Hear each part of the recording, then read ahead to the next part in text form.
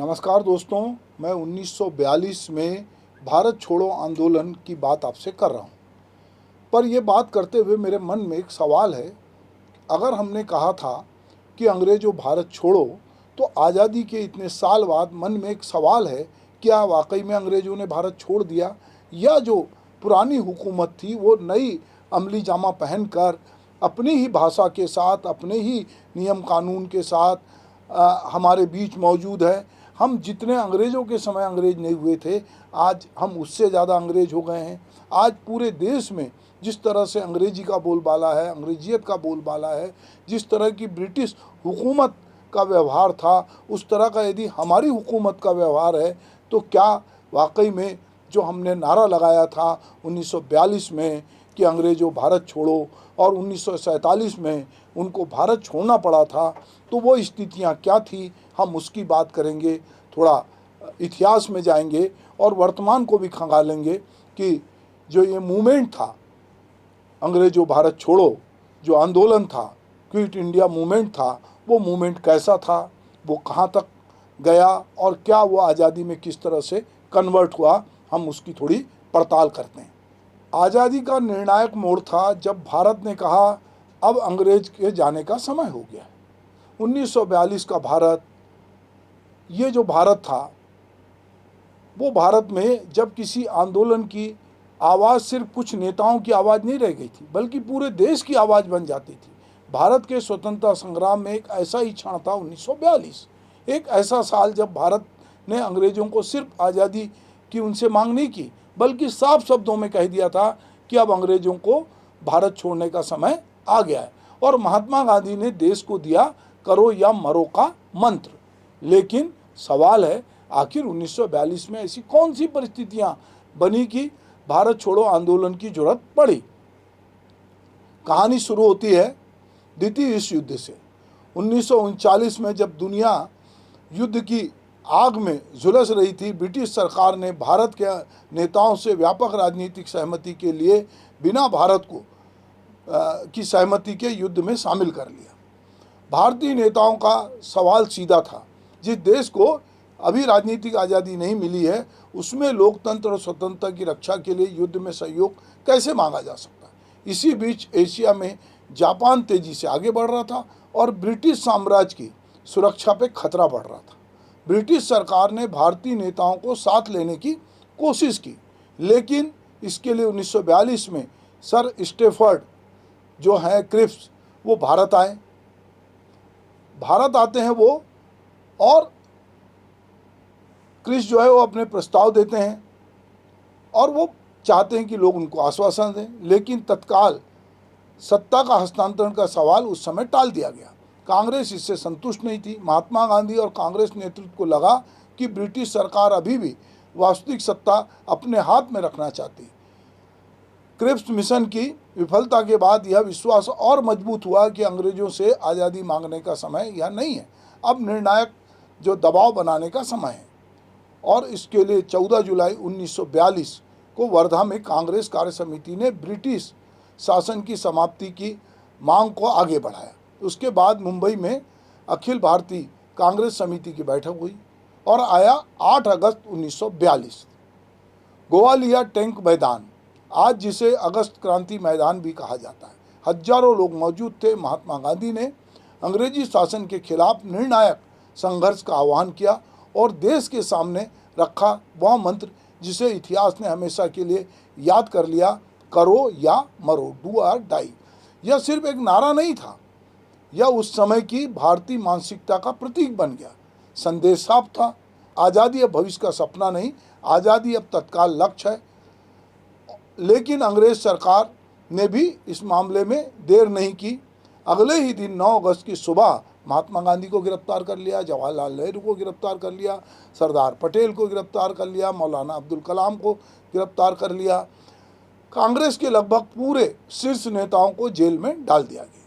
British सरकार को लगा कि नेतृत्व को गिरफ्तार कर लिया गया है तो आंदोलन खत्म हो जाएगा, लेकिन अंग्रेज शायद एक बात समझ नहीं पाए थे।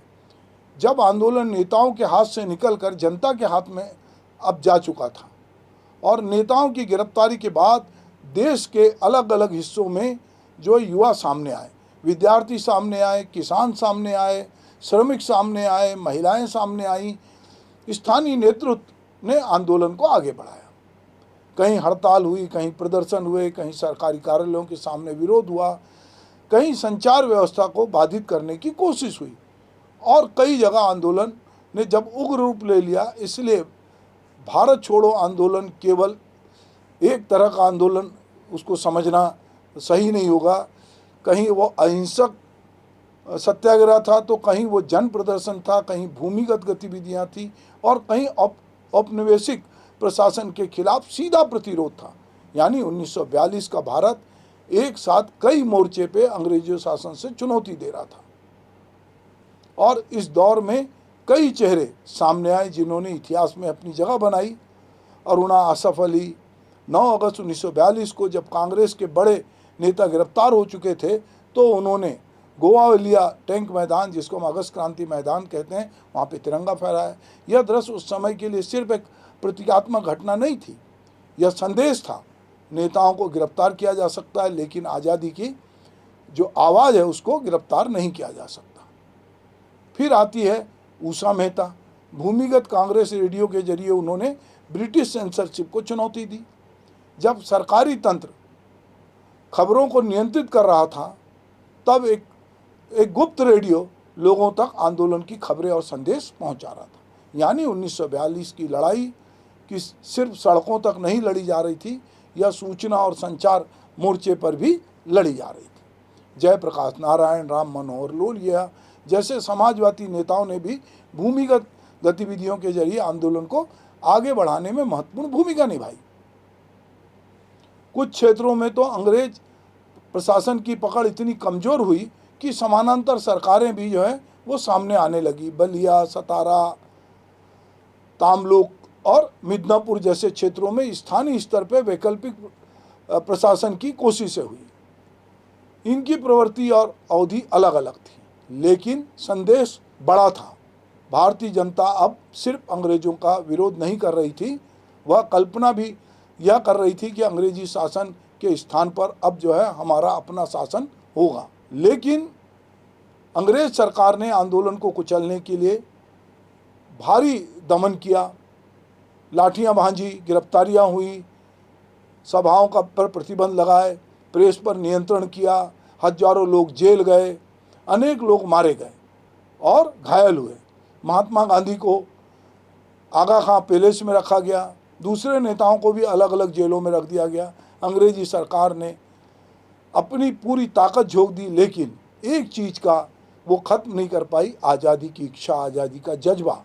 भारत छोड़ो आंदोलन या का तत्काल परिणाम आज़ादी नहीं था।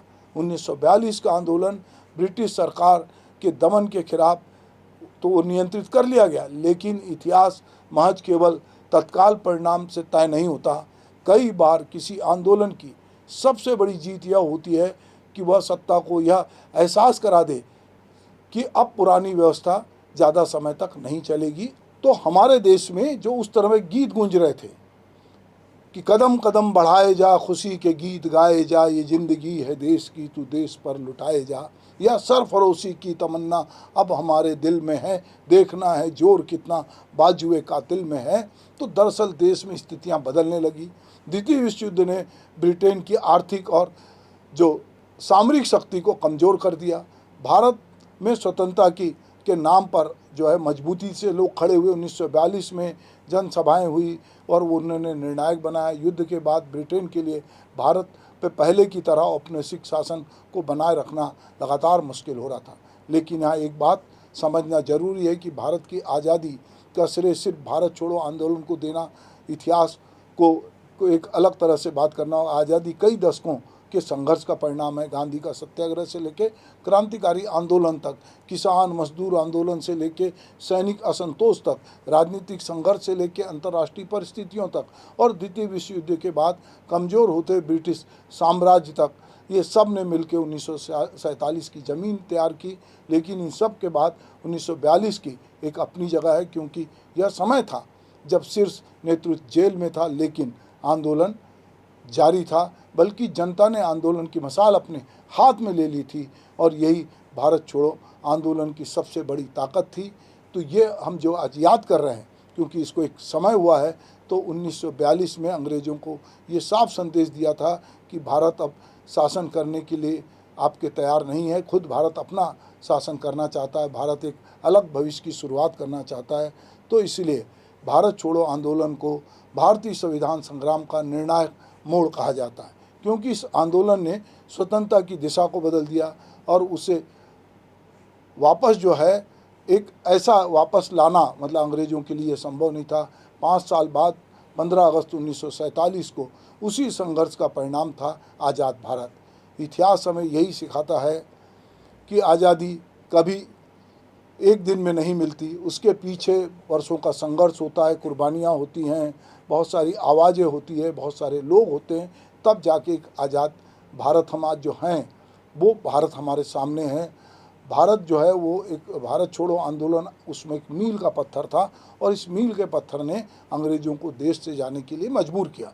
ये तो एक पक्ष है जो हम इतिहास से देखते हैं, पर उसके बाद 1947 के बाद जो भारत बना, जिसने बहुत तरक्की की और वो आने वाले 100 साल की ओर बढ़ रहा है, पर इस तरक्की के बीच में जो अंग्रेज हमारे देश से गए और जो मैकाले की शिक्षा पद्धति छोड़ के गए थे, जो अंग्रेजियत छोड़ के गए थे, जो हुकूमत छोड़ के गए थे, तो कई बार हमको ये देखना पड़ता है कि जो कई बार कुछ बुजुर्ग कहते हैं कि इससे शासन तो अंग्रेज़ों का अच्छा था, तो ये कहीं ना कहीं उनके मन में एक पीड़ा होती है कि कहीं अंग्रेजियत अभी हमारे ऊपर तो ज़्यादा हावी नहीं है, या हम बाकी जनता को उसी तरह गुलाम तो नहीं समझ रहे हैं। इसलिए जब हमारे साथी नाटक में गाना गाते हैं कि गोरे हाकिम भागे रे भैया, आ गए हाकिम काले, बदल गई है चाबी लेकिन बदले नहीं है ताले, दमादम मस्त कलंदर, मैं हूँ थानेदार रे भैया, मैं हूँ सूबेदार, पहले एक मुर्गा खाता था अब खाता हूँ 4 दमादम मस्त कलंदर।